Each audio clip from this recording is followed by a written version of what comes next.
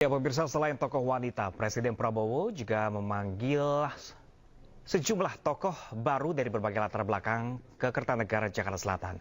Tokoh-tokoh ini proyeksikan akan mengisi posisi menteri dan kepala lembaga di pemerintahan Prabowo Gibran.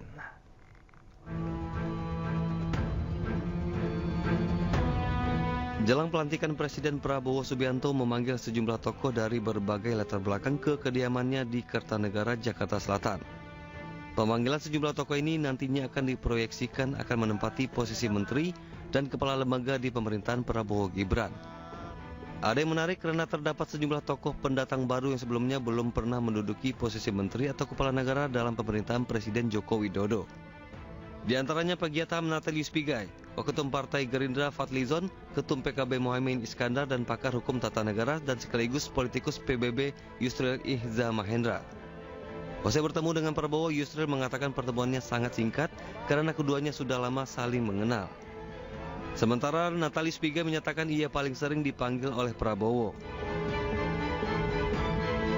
Jadi sekarang ini ditarik ke atas, jadi ada Menko yang menangani masalah hukum dan HAM itu, yang tugas-tugasnya nanti akan mencakup juga selain Kementerian Hukum dan HAM, tapi juga ada kementerian lain, lembaga-lembaga lain yang internal pemerintah, ya, imigrasi yang juga akan keluar dari Kementerian Hukum dan HAM, dan kemudian lembaga pemasyarakatan juga akan keluar dari di bawah koordinasi dari Kemenko Hukum dan HAM. Begini, mungkin saya dari semua orang itu yang sering dipanggil.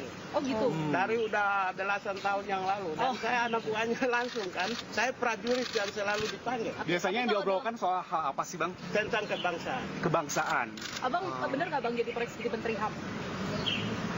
Saya tidak punya kewenangan untuk bicara itu. Tapi kalau dijadikan sebagai Menteri HAM, siap saja. Saya tidak punya kewenangan menjawab.